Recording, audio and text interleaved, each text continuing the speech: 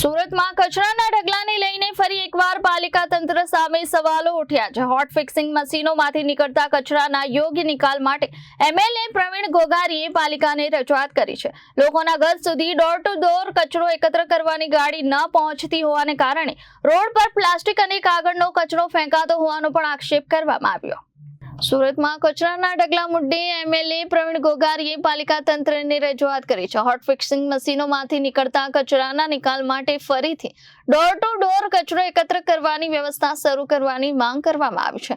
એમએલએનો આક્ષેપ છે કે શહેરના કેટલાક વિસ્તારોમાં લોકોના ઘર સુધી કચરો લેવા માટે ગાડી નિયમિત રીતે પહોંચતી નથી, જેના કારણે પ્લાસ્ટિક, કાગળ સહિતનો કચરો રસ્તા પર ફેંકી દે છે અને કચરાના ઢગલા સર્જાય છે। આ સ્થિતિને કારણે રોડ પર ગંદકી ફેલાવા સાથે લોકોની પરેશાનીમાં પણ વધારો થઈ રહ્યો છે।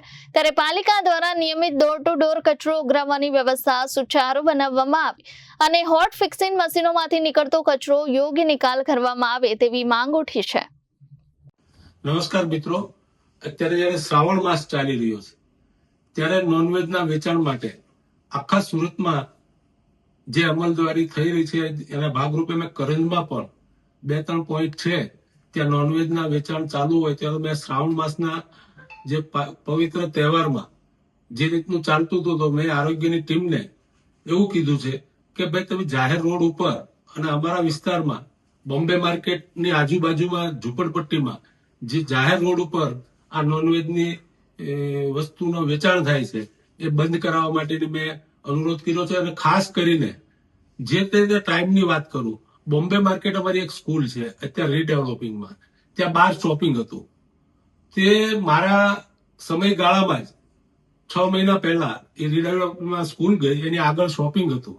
તો શોપિંગમાં પણ જાહેરમાં 5 વાગ્યા પછીથી રાતના 12 વાગ્યા સુધી ઈંડાના વેચાણ કરતા ઈંડાની લારીઓ હતી, ઈંડાની દુકાનો હતી, એ પણ મેં બંધ કરાવેલી છે।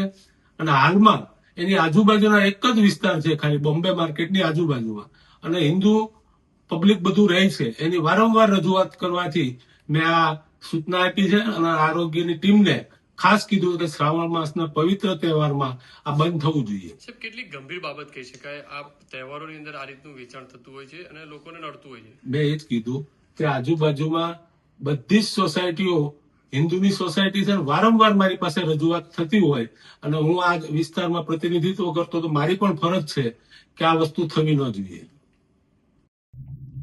Bureau report, Janadesh news, Surat.